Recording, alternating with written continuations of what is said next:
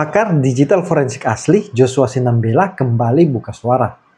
Joshua saat diwawancari Mosato mematahkan isi buku Roy Suryo CS yang diberi judul Jokowi White Paper. Yang menarik juga, Joshua membongkar dosa-dosa yang selama ini disimpan Rismond Sianipar. Ternyata Rismond dipecat sebagai dosen di Universitas Mataram. Joshua juga memastikan ijazah Rismond S2 dan S3 dari Universitas Yamaguchi Jepang 100% palsu. Menurutnya, Rismond memang mendapatkan beasiswa kuliah, tapi dia tidak menyelesaikannya. Karena dari Universitas Yamaguchi sudah memberikan keterangan resmi bahwa tidak pernah mengeluarkan ijazah atas nama Rismond Sianipar. Untuk itu, menurut Joshua, Kementerian Perguruan Tinggi bisa melaporkan Rismond ke polisi. Karena Rismond telah menyebabkan kerugian negara. Dia sudah mendapatkan beasiswa, tapi tidak menyelesaikan studinya. Untuk lebih jelasnya, kita akan dengarkan langsung pernyataan Joshua Sinambela. Tapi sebelum itu, untuk menghibur teman-teman, saya akan tampilkan video kreatif dari netizen. Jangan potong dulu. Pak ini. Iya, jangan potong dulu kan satu dia. Bentar. Anda menunjuk saya. Ini Anda menunjuk saya. Anda menunjuk. Jadi apa yang disembunyikan dari UGM, dari Rektorat UGM sekarang ini? Kita perlu tahu. April ketika sampean bertiga datang, kami terima. Sudah. Pak jangan pakai telunjuk, Pak. Nggak bagus. Jangan pakai telunjuk, Mas Pak. Begini, Pak. Tadi begini ya. Jadi jangan pakai telunjuk, Pak. Telunjuk hanya untuk Allah, Pak. Ya, sudah. Jadi harus spesifik nggak bisa keluar. KKN-nya di mana? Saya mau ketemu pejabat yang didanai sama uang kita, sama uang pajak. Saya mau ketemu sama pejabat itu. Itu pejabat-pejabat itu. Universitas Gadjah Mada itu punya sebuah requirement yang saya rasa ketika saya masuk di kandidat doktor di UI itu juga sama. Kami tuh punya requirement yang sangat tinggi dalam hal bahasa Inggris. Nah itu juga saya lakukan analisis di sini. Ya, yes, I think it is time for us to test our undang-undang, our undang-undang, our undang-undang, our undang-undang, our undang-undang, our undang-undang. Saya pernah ulangi. Teman saya di Belanda bingung. Kok ada ya di Indonesia orang ribut mengenai keaslian ijazah? Iya, bodoh sekali itu. Iya, padahal terkait dengan soft launching ya kemarin bukunya mereka di UGM. Kebetulan saya juga rumah saya dekat kampus cuma 5 menit gitu ya. Kebetulan saya mampir dan saya langsung duduk di depan mereka melaunching gitu ya. Dan pada saat itu mereka terkejut ya. Loh, kok ada itu ya? Terutama si Roy Suryo, hey katanya gitu, dia terkejut benar ya. Kenapa saya bisa ada di situ gitu ya. Nah, jadi belakangan kita mendapatkan informasi dari UGM bahwa kegiatan mereka itu bisa dikatakan ilegal gitu ya. Ilegal dalam artian mereka menggunakan IO, menggunakan orang lain gitu ya untuk mendaftarkan dan pihak ketiga ya. Iya, pihak ketiga, kemudian mereka menyatakan bahwa itu dalam rangka HUT RI ya gitu ya. Jadi mereka menyatakan kalau mereka mau launching buku segala macam gitu ya. Akhirnya UGM memblokir atau menolak ya kegiatan tersebut dan akhirnya mereka tidak diperkenankan menggunakan ruangan Nusantara yang ada di sana.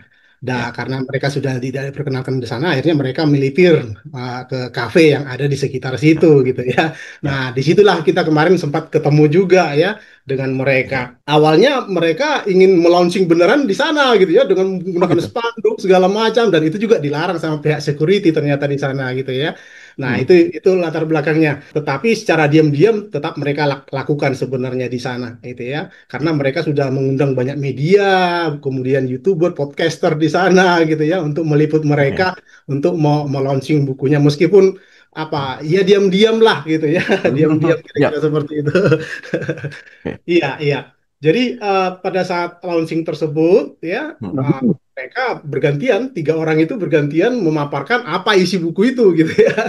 Dan ternyata isi buku itu ya nggak ada bedanya dengan narasi-narasi mereka selama ini gitu ya. Nggak ada yang baru lah gitu ya. Semua metode-metode maupun informasi yang ada di sana sudah kita bantah sejak jauh hari gitu ya. Artinya bagi saya sendiri itu ya cuma sampah gitu ya. Kenapa? Karena secara metodologi nggak ada ilmiahnya gitu ya, karena mereka tidak menggunakan sumber data yang valid, yang legal dan seterusnya. Mereka hanya menggunakan data-data yang ada di media sosial. Mereka cuman, mereka punya foto gitu ya, foto skripsi yang mereka dapatkan tanggal 15 dan mereka nggak punya komparasinya, mereka nggak punya pembandingnya dengan yang lain gitu ya. Mereka hanya menggunakan pembanding yang ada dari internet dan kebanyakan data-data yang dari saya gitu ya. Ini yang menjadi lucu gitu ya, sehingga tidak pantas dikatakan itu buku ilmiah ataupun buku penelitian. Baik Pak Joshua, ini clear ya, itu mengenai soal prosedural tadi sudah Pak Joshua sudah menjelaskan ya, bahwa tidak mendapatkan izin ya, tidak mendapatkan izin dari yang UGM ya. Kemudian yang kedua mengenai alasan politis ini juga yang akan kita gali terus. Yang perlu saya garis bawahi juga di sini mengenai metode penelitian yang artinya selama ini Pak Joshua, Pak Roni Teguh dan juga beberapa teman-teman YouTuber juga sudah membantah ya, mengkanter ya, atau merespon baik, ataupun sebenarnya mereka takut untuk merespon kita gitu, bahwa dengan metode-metode apalagi Pak Joshua ahli digital forensik sesungguhnya ya. Saya menyimak perkataan dari Rismond di televisi di CNN kalau nggak salah. Beliau mengatakan bahwa ini salah satu persembahan untuk UGM, persembahan mereka sebagai alumni UGM, di mana memberikan satu kajian ilmiah dengan keilmuan mereka. Nah, apakah selama ini mereka ini diterima baik ke UGM kah dengan aktivitas yang begitu hektik mereka ke UGM? Apakah mereka secara diam-diam melakukan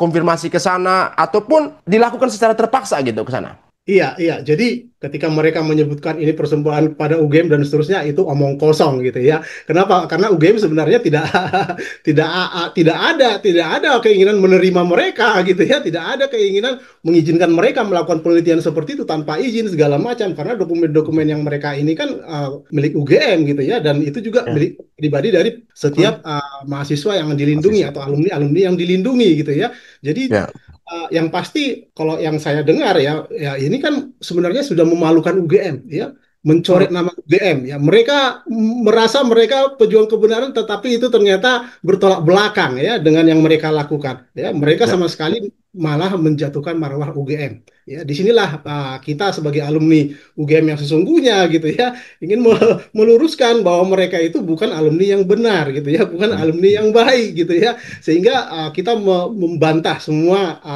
setiap argumen-argumen mereka, narasi mereka yang kita tahu bahwa secara ilmiah itu sangat keliru gitu ya. Tidak ada ilmiahnya sama sekali yang mereka lakukan. Mereka hanya modal narasi-narasi dan asumsi-asumsi ya. Tidak ada bukti sama sekali yang mereka gunakan dalam penelitian mereka ya, dan itu benar-benar bertolak belakang dengan pengakuan-pengakuan mereka gitu ya. Nah, dengan beredarnya pemberitaan kemarin, apakah UGM dan Kagama ini akan bergerak melaporkan? Karena disampaikan kemarin di dalam pemberitaan bahwa sudah seperti yang dikatakan oleh Pak Joshua juga tadi, bahwa mereka juga sudah memfitnah nama UGM juga, artinya mempermalukan UGM. Berarti ada unsur-unsur negatif yang bisa menjadi bukti bahwa UGM ataupun Kagama atau alumni UGM sesungguhnya akan bergerak melaporkan seperti itu. Ya, ya. Jadi gini, kalau UGM secara lembaga ya sesuai undang-undang memang tidak ada apa namanya pasal-pasal yang bisa digunakan ya secara lembaga, tetapi secara personal itu bisa. Kenapa? Karena banyak katakanlah pejabat-pejabat UGM, alumni-alumni UGM yang lain, teman-teman Pak Jokowi yang difitnah juga gitu ya, dan itu sebenarnya bisa digunakan untuk apa namanya sebagai bukti bahwa mereka apa namanya melakukan pelanggaran-pelanggaran hukum gitu ya, atau pelanggaran-pelanggaran melakukan tindakan pidana gitu ya. Tetapi secara lembaga UGM memang tidak bisa ya memperkarakan mereka karena sesuai undang-undang ITE ya. Jadi UGM tidak apa namanya tidak ada istilahnya pencemaran nama lembaga lagi di undang-undang ITE segala macam gitu ya. Itu yang membuat UGM mungkin hanya melakukan mengklarifikasi sesuai dengan kewenangan mereka gitu ya. Tetapi untuk orang-orang yang difitnah seperti misalnya kemarin ada Pak Mulyono gitu ya, temannya Pak Jokowi, atau mungkin dekan mungkin atau rektor mungkin yang difitnah terkait dengan macam-macam lah, menerima dana segala macam gitu kan. Nah, itu bisa ya dilakukan ya, tetapi itu belum fokus kita sekarang karena kita fokus untuk menyelesaikan kasus ini, memastikan bahwa berjalan sesuai dengan yang semestinya di kasus hukum berhubungan dengan ijazah ini. Berarti pelaporan ini lebih kepada personal yang dirujuk dalam narasi mereka ataupun dalam penelitian mereka, seperti itu ya Pak Joshua? Iya, iya, sementara itu. Tetapi mungkin dari sisi keagamaan nanti kita akan coba apa namanya, memberikan masukan-masukan apa yang bisa kita lakukan terhadap ketiga orang ini, gitu ya. Karena mereka sudah melanggar sebenarnya. Karena di alumni keagama itu kan ada janji prasetyanya, gitu ya. Nah, mereka wajib menjaga nama segala macam. Ketika mereka melanggar itu harusnya ada apa sanksi yang mereka bisa dapatkan, entah mencoret mereka dari alumni keagama atau apapun, tetapi itu masih berupa usulan-usulan kepada keagama nantinya.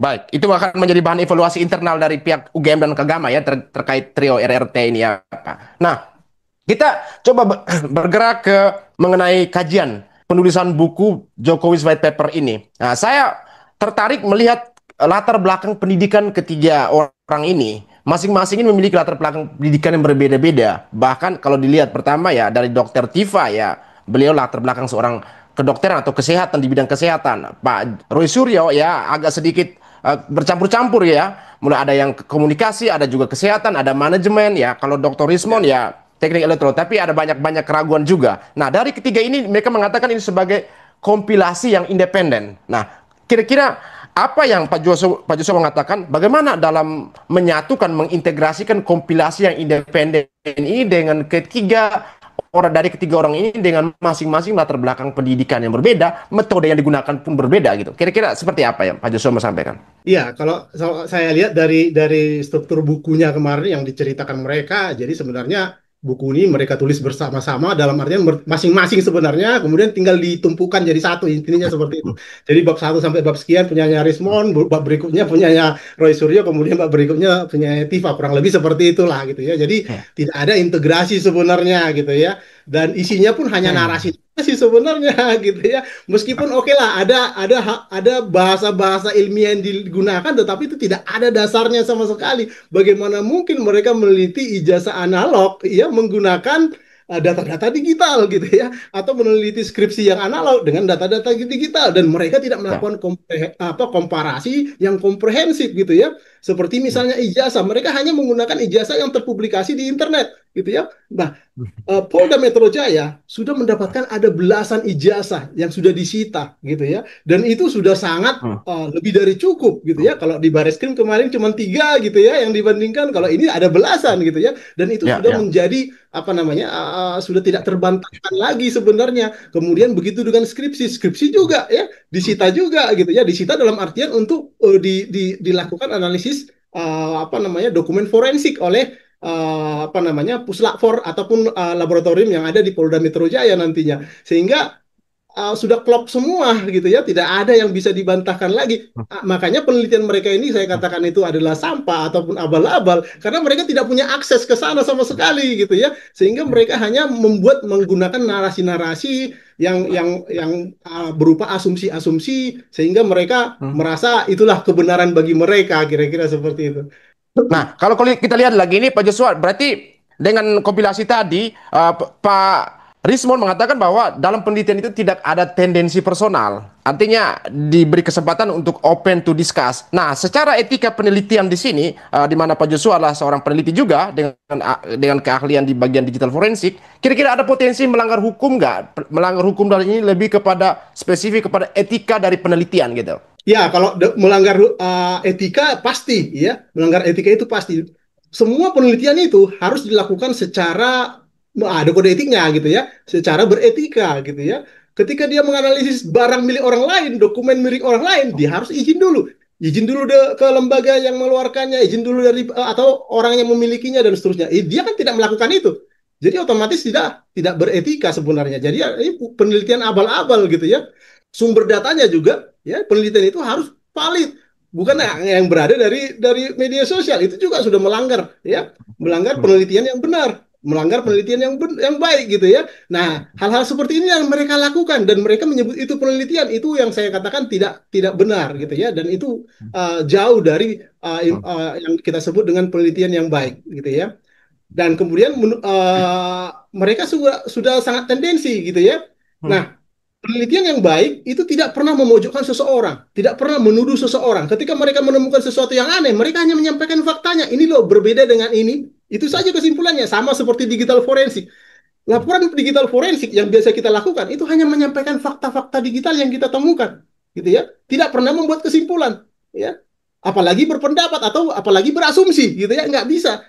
Kita hanya menyampaikan fakta-fakta yang kita temukan apa? Oh, bagian ini berbeda dengan bagian ini. Itu saja kesimpulannya. Tidak menyatakan bahwa ini palsu atau tidak. Yang menyatakan palsu atau tidak itu adalah lembaga yang berwenang atau lembaga yang mengeluarkannya. Ya, jadi ini sudah sangat keliru dari hasil penelitian, gitu ya. Karena penelitiannya sudah membuatkan kesimpulan dari awal, gitu ya, baru mereka mencari, gitu ya, data-data yang mendukung kesimpulan mereka, dan itu sangat parsial sekali, sangat sangat apa namanya, sangat dicari-cari, gitu ya, dicari-cari, bukan secara komprehensif, ya. Jadi kalau misalnya Mas Sato masih ingat, Rismon itu coba melakukan survei ke beberapa perpustakaan dan dia ditolak, dan akhirnya dia melipir ke perpustakaan hukum katakanlah, dan dia menemukan skripsi tahun 85 di sana, tahun 80-an, dan ternyata fontnya sama. Dan saya coba merekonstruksi ulang, saya datang ke Fakultas Kehutanan, saya menemukan skripsi, ada ratusan sebenarnya, ya, saya bisa menemukan, dan saya tahu, ya, semua font-font itu sama. Kenapa? Karena percetakannya sama-sama di Perdana. Dan itu tidak diungkap dia. Dia tidak berani menyampaikan itu. Artinya ini dia melakukan penelitian namanya confirmation bias. Dia pasti bias melakukan kesimpulan dan bias melakukan pengambilan data. Dia hanya mengambil data-data yang sesuai keinginannya. Dia itu nggak ada penelitian yang seperti itu. Dia sudah tidak fair. Artinya dia sudah tendensi di sana. Jadi nggak ada penelitian yang seperti itu. Ya. Baik, ini saya menarik dari tadi ketika Pak Joshua mengatakan mengenai skripsi ini kan sebagai bahan kajian juga. Nah, ini saya mendengar perkataan Pak Rismon di salah satu media televisi. Beliau mengatakan seperti ini. Kebenaran itu dicari yang paling netral dan objektif itu lewat kajian ilmiah dan dapat dipertanggungjawabkan. Nah, ini kita bandingkan ini dengan bagaimana soal objektivitas di sini. Dia tidak melibatkan Pak Joko Widodo sebagai objek penelitiannya secara langsung dan meminta konfirmasi atau approving terkait penelitian dia. Terus yang kedua, malah skripsi ini dijadikan sebagai buku primer untuk dianalisis. Kira-kira bagaimana tanggapan Pak Joshua mengenai ini? Iya. Jadi mereka hanya mendapatkan pernah memfoto. Foto itu tidak bisa digantikan jadi bukti primer. Bukti primernya ya fisik skripsinya, dan itu sudah disita oleh penyidik, gitu ya. Dan jadi itu hal-hal yang aneh sebenarnya, ya. Foto yang mereka foto sendiri, saya yang foto sendiri, nggak bisa jadikan bukti sebenarnya, gitu ya. Kenapa? Karena yang kita analisis ini adalah dokumen analog, ya. Ketika misalnya dokumen analog inilah yang dibawa nanti ke pengadilan sebagai bukti primernya. Ya, sedangkan foto-foto itu udah otomatis bukti sekunder, dan itu biasanya tidak diterima sebagai alat bukti yang sah sebenarnya, apalagi dalam penelitian, gitu ya. Nah, dalam penelitian seperti inilah yang sebenarnya yang merusak, gitu ya, yang disebut dengan peneliti, ya. Dan tadi saya tertarik untuk mengupas lagi terkait dengan latar belakang Rismon, gitu ya.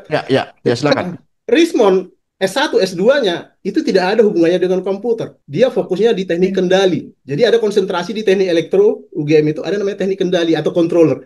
Dia menggunakan ilmunya, konsentrasinya di bidang itu, bukan komputer seperti saya, sistem komputer dan informatika, gitu ya. Nah, kemudian S2, S3-nya di Yamaguchi, saya pastikan palsu, gitu ya.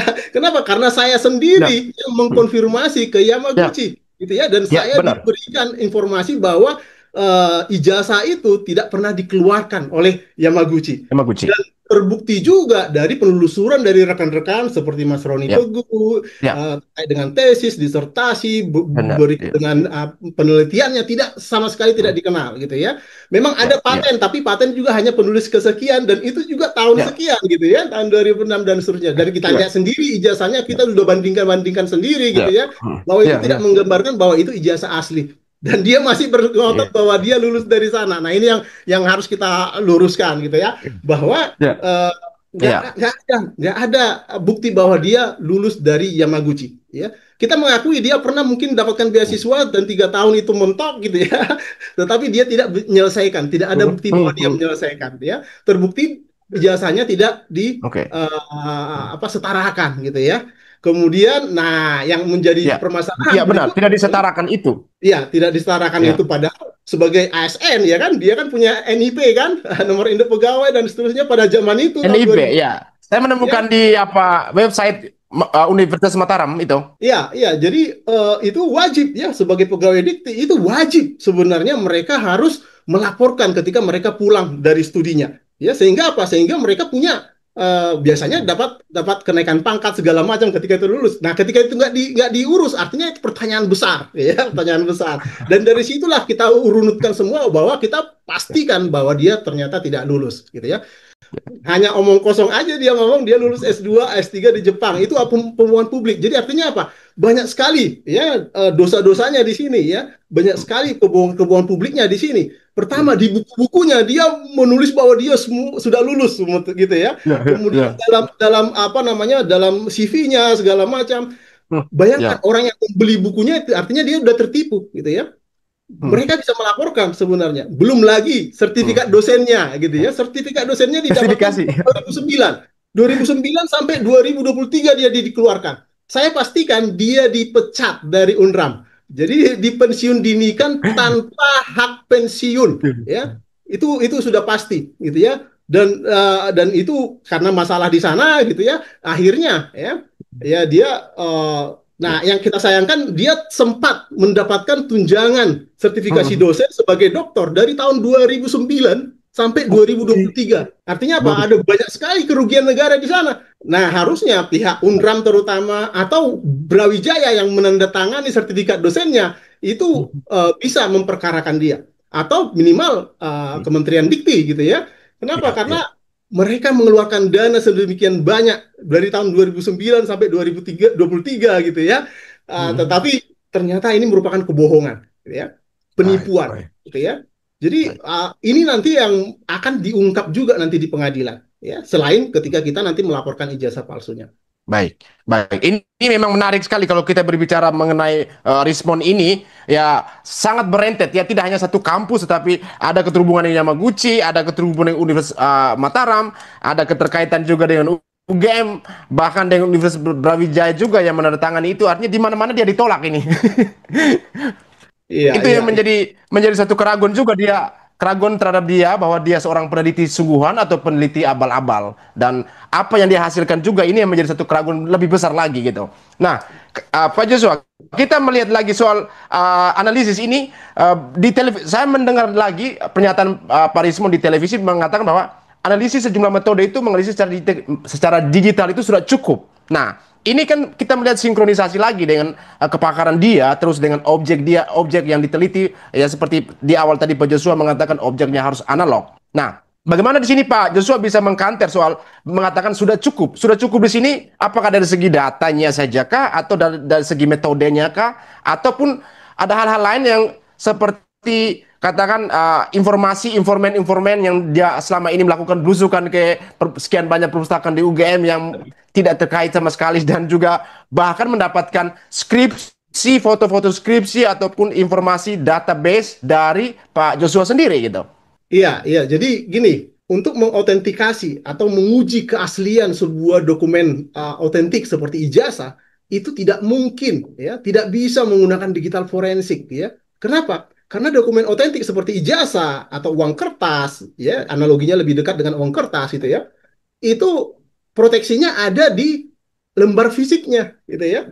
Sehingga secara digital itu nggak mungkin bisa ditemukan, nggak bisa dibandingkan, gitu ya. Misalnya serat kertasnya, gitu ya. Kemudian tintanya, gitu kan. Kemudian nanti ada yang disebut dengan watermarknya, gitu ya. Itu semuanya di level fisik, gitu ya, level fisik untuk memastikannya. Kalau hanya dari foto, apalagi dari foto media sosial, tidak mungkin bisa membuktikan keaslian dari dokumen dokumen ijazah tersebut. Nah, salah satu metode yang mereka selalu andalkan namanya ELA, Error Level Analysis, gitu ya. Error Level Analysis itu udah jelas-jelas hanya untuk dokumen digital. Jadi dia hanya bisa mendeteksi tempering di file-file digitalnya, bukan di analognya. Kenapa? Karena ELA memanfaatkan kompresi gambar yang disebut dengan JPEG, ya.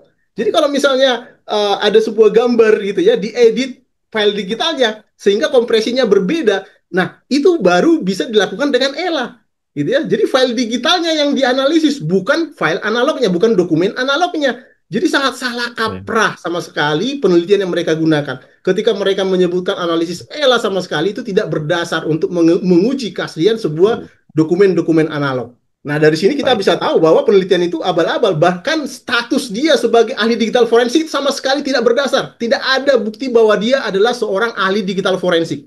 Ya, meskipun dia pernah 2 kali menjadi ahli, katakanlah dalam persidangan, tetapi ya kelihatan, ya semua pendapat ahlinya tidak pernah digunakan untuk mengambil keputusan. Kenapa? Karena teman-teman di Departemen Kehakiman, hakim itu udah paham benar. Ya, bagaimana sih menganalisis alat bukti? Bukti mana sih yang valid sebagai yang saya dianalisis gitu ya?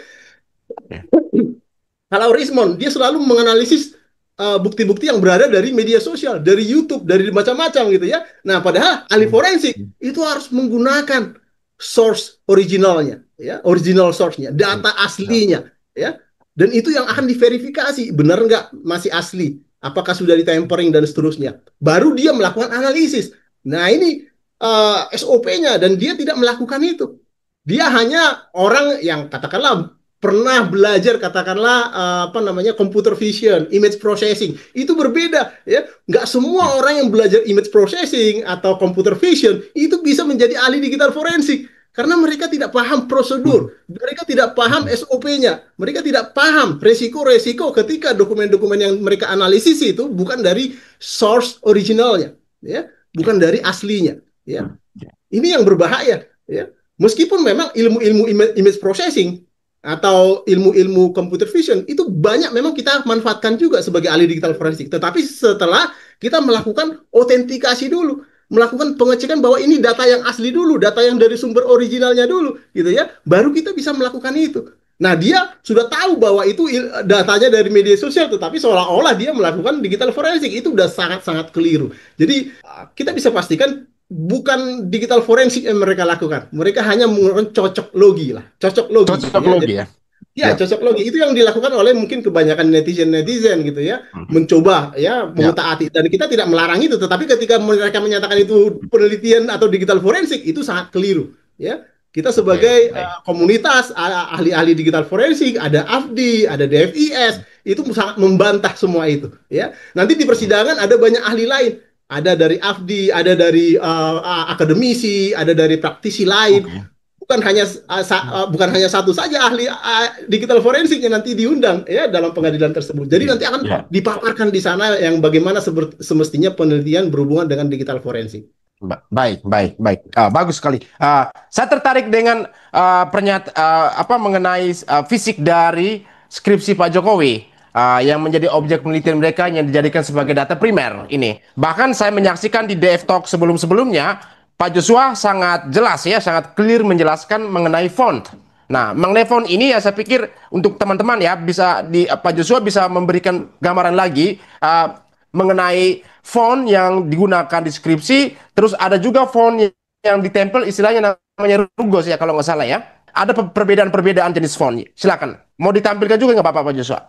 Iya. Jadi gini, kemarin di iNews juga disampaikan, di Perspektif juga disampaikan oleh si Rismond ya, bahwa font di skripsinya Jokowi yang di atas itu katanya Garamond, kemudian di bawahnya Times New Roman gitu ya. Nah, ini sambil saya kasih tunjuk mungkin ya. Silakan. Ya, jadi di sini saya mengambil dokumen-dokumen yang ada di perpustakaan hukum ya, hukum UGM. Baik. Karena ternyata di perpustakaan hukum ini masih tersimpan dengan rapi skripsi-skripsi tahun 80-an ya. Saya menemukan hampir 100 lah ya, skripsi tahun 80-an dari tahun 80, 81, 82 sampai 85 sampai 89 ya. Nah, ini contoh-contohnya. Apakah kemarin Pak Rismond mengakses juga ke perpustakaan yang sama itu Pak Joshua? Betul. Jadi sebenarnya saya terjadi dia datang ke perpustakaan Fakultas Hukum, kemudian mereka melakukan live streaming gitu ya. Kemudian mereka mencari tahun 85, tahun 85. Ketika ketemu tahun 85, mereka buka, ternyata sama fontnya dengan fontnya Pak Jokowi gitu ya. Fontnya Pak Jokowi dengan fontnya teman-temannya Pak Jokowi juga. Oh, ternyata percetakannya sama gitu ya. Karena saya bisa menemukan ada ratusan skripsi yang dicetakkan di Perdana juga. Kelihatan dari pembatas kuningnya nih. Hampir semua yang pembatas kuningnya itu dari Perdana. Ya. Kita lihat di sini. Ini 1, 2, 3, ada yang 87, 86, ada 82, ada 84, ada 81 gitu ya. Nah, ini. Ya. Ini semuanya dari Perdana ya. Tahun 86 ini 85 ini Imam Santoso ya. Imam Santoso. dan seterusnya ya. 85 persis ya. Nah, kita bisa lihat di sini ya. Tahun 86 Ya. contohnya ini ya. Lihat ini, fontnya udah sebegitu canggih. Hanya ini huruf besar, agak berbeda dengan Pak Jokowi kemarin. Tapi ini yang Ya. huruf besarnya gitu ya. Tapi ini ada huruf kecilnya nih persis nih. Ya ini, ya. Ini sama-sama menggunakan Times ya, yang sama seperti Times ya.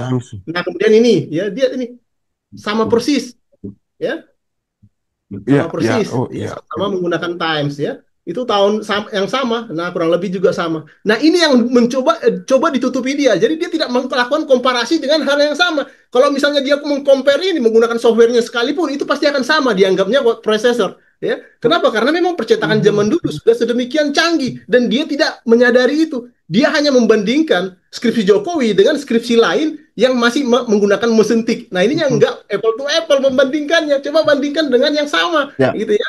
Nah, ini yang dia melakukan namanya confirmation bias. Jadi dia mencari-cari saja, mencari pembenaran terhadap asumsinya. Dan itu bukan peneliti yang benar. Ya. Itu namanya peneliti abal-abal, kita bisa pastikan. Nah, ini contohnya. Ya. Nah, ini tulisan gajahnya ini yang kemarin coba dianalisis dia. Ini sama persis seperti apa namanya? Beliau tampilkan di iNews kemarin. Iya sama. Ya ini juga memang menggunakan Times New Roman, tetapi ini percetakan zaman dulu, ya, bukan menggunakan word processor gitu ya. Kita bisa lihat lagi di sini ya, sama. Ya. Nah ini, ya, fontnya itu udah canggih, ya. Nah ini gajahnya juga sama, karena percetakannya juga sama. Bahkan ada percetakan lain, namanya Pustaka Rakyat. Ini sama juga, ya, bahwa dia menggunakan Times juga nih. Ya, sudah sedemikian canggih. Jadi bukan hanya harus mesentik gitu ya. Dari sini ketahuan. Nah, itu di tahun 85 ya, 80-an ya, Pak Jos. Ya, tahun 80-an. Ada tahun 85 persis. 80-an ya. Itu. Iya, 80, 85 juga ada ya. Ini 87 misalnya ya. Logikanya kan jika di tahun 80 sudah secanggih itu, berarti tahun 85 ini tahun 85. Sama dong. Ini tahun 85 ini. Nah, Emil Santoso tadi ya, sama persis. Oke. Ya, sama persis ya. Nih, sama. Iya, Ini tahun 85. Jadi nggak ada alasan menyatakan bahwa font itu hanya bisa diproduksi oleh word processor. Nah, di situ intinya sebenarnya dia melakukan kekeliruan dari awal. Nah, ketika saya menunjukkan skripsi-skripsi teman Jokowi di Fakultas Kehutanan, dia malah menuduh itu palsu semua. Kenapa? Karena nggak mungkin, katanya gitu. Nah, ini yang menjadi keliru bagi dia ya. Peneliti itu memang nggak menerima fakta, itu otomatis peneliti abal-abal gitu ya. Dia tidak mau, dia seolah-olah bahkan dia mengadukan itu ke Polda DIY gitu ya. Mengadukan ini foto diambil dari siapa? Dari Joshua, katanya. Dia mengakui bahwa itu fotonya dari saya gitu kan. Kemudian dia merasa itu direkayasa semua. Dia khawatir ada yang merekayasa semuanya. Ini sama persis. Ya, tahun 85 juga nih. Ya. Ini dari satu fakultas dong dia bisa menuduh itu. Nah, semua fakultas kehutanan yang menggunakan Times New Roman dianggapnya itu rekayasa. Makanya saya kasih tunjuk, fakultas kehutanan juga apa rekayasa juga gitu kan? Apa hubungannya fakultas kehutanan sama fakultas hukum dengan Jokowi misalnya? Dan bukan hanya fakultas hukum, fakultas farmasi, fakultas sastra juga sama. Ya, kenapa? Karena memang percetakan itu ramai, ya, banyak yang menggunakan di zaman itu di sekitar UGM. Kira-kira apa yang Pak Joshua sebagai penutup ini, apa yang Pak Joshua mau katakan kepada pemirsa di DevTalk dan juga pemirsa seluruh Indonesia terkait latar belakang pendidikan mereka ataupun terkait penelitian mereka dan buku mereka, yaitu buku Jokowi's White Paper, atau kita ambil kata white paper aja, kertas kosong gitu. Iya, jadi yang pasti itu omong kosong semua isinya. Kita sudah bantah sejak 2 bulan yang lalu di DevTalk yang ke-20 gitu ya. Dilanjutkan DevTalk 21, 22, semuanya sudah terbantahkan ya. Hanya kebohongan-kebohongan atau asumsi-asumsi aja yang dimunculkan mereka.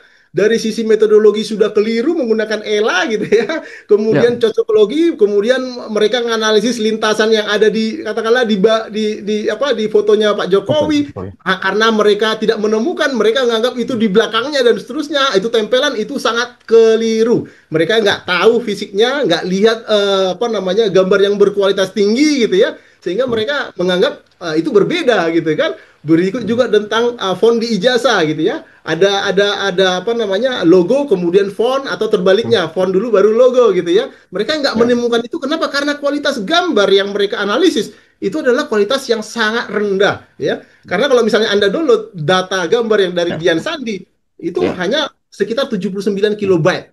Nggak bisa merepresentasikan dokumen yang sangat kompleks gitu ya. Saya punya potongan satu aja, tapi itu ukurannya sudah beberapa mega. Potongannya saja gitu ya, beberapa megabyte gitu ya. Nah, high res high res. Itu udah sangat berbeda sekali gitu ya. Dan itu yang saya katakan bahwa penelitian mereka, apalagi mereka menganggap itu digital forensik, itu sangat jauh dari kaedah-kaedah penelitian digital forensik. Dan saya bisa pastikan buku itu isinya zong gitu ya.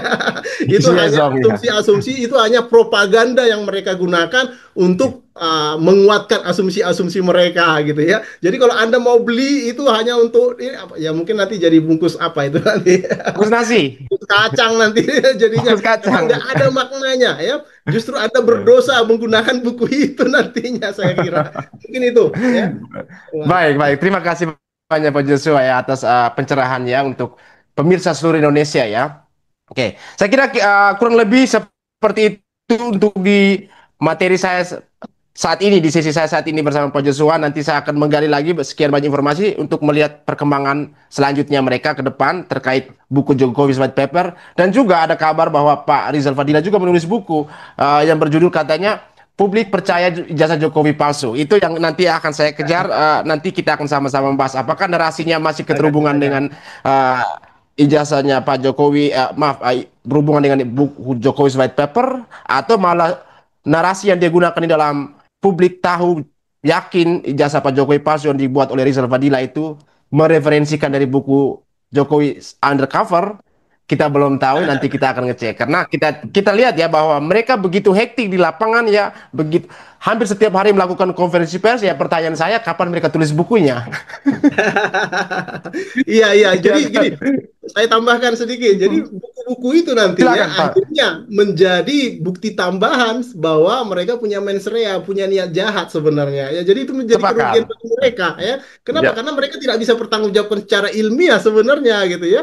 Mereka hanya ilmiah menurut mereka. Padahal ya kita banyak akademisi, banyak praktisi, banyak orang yang lebih berpengalaman dari mereka terkait dokumen-dokumen seperti itu. Dari situ kelihatan nanti metodologi mereka, sumber data mereka, bahkan menarik kesimpulan dari penelitian mereka itu dengan mudah nanti dibantahkan oleh para ahli-ahli tersebut. Ya, jadi itu menjadi apa namanya bukti tambahan bahwa mereka nanti lebih mudah untuk menjebloskannya, kira-kira seperti itu sebenarnya.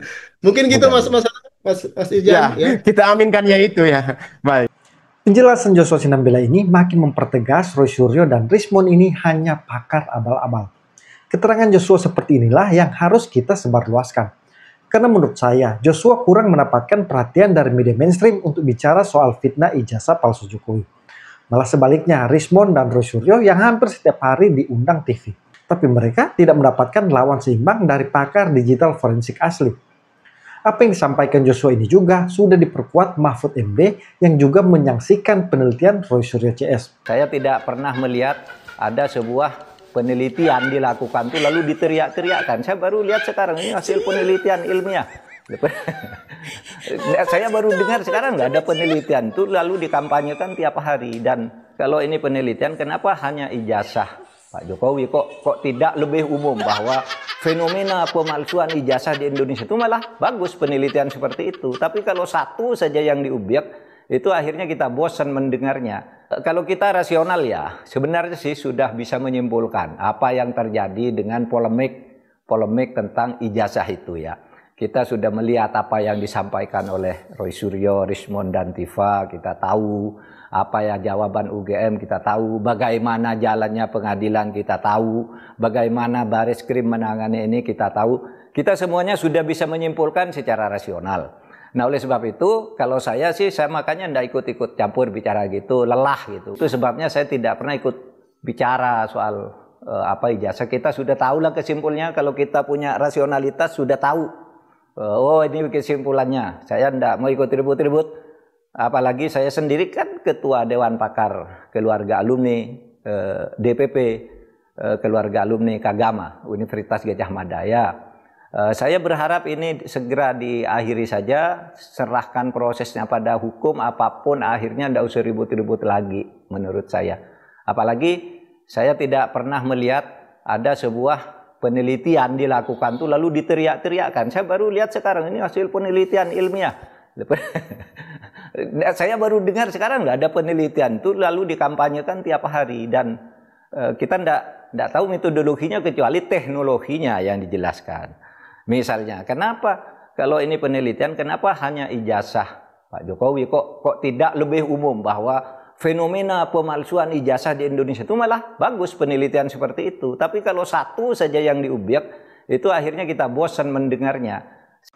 Jadi semua narasi yang dibuat Roy Suryo CS ini hanya pembelaan diri. Tapi pelan dan pasti mereka akan menjadi tersangka. Buku yang ditulis Roy Suryo CS ini juga malah akan menjadi bumerang. Malahan itu sebagai bukti nyata fitnah yang mereka lakukan. Buku Jokowi White Paper itu tidak ada bedanya dengan buku Bambang Tri yang berjudul Jokowi Undercover. Yang mana buku itu juga yang menyeret Bambang Tri ke penjara. Kesamaan buku Roy Suryo CS dan Bambang Tri yaitu sama-sama hanya kompilasi fitnah tanpa ada verifikasi langsung ke pihak yang berkaitan seperti UGM dan Jokowi sendiri. Jadi kepada Roy Suryo, Rismon dan Dr. Tifa, selamat. Kalian tidak lama lagi menjadi tersangka. Terima kasih. Salam kontra narasi.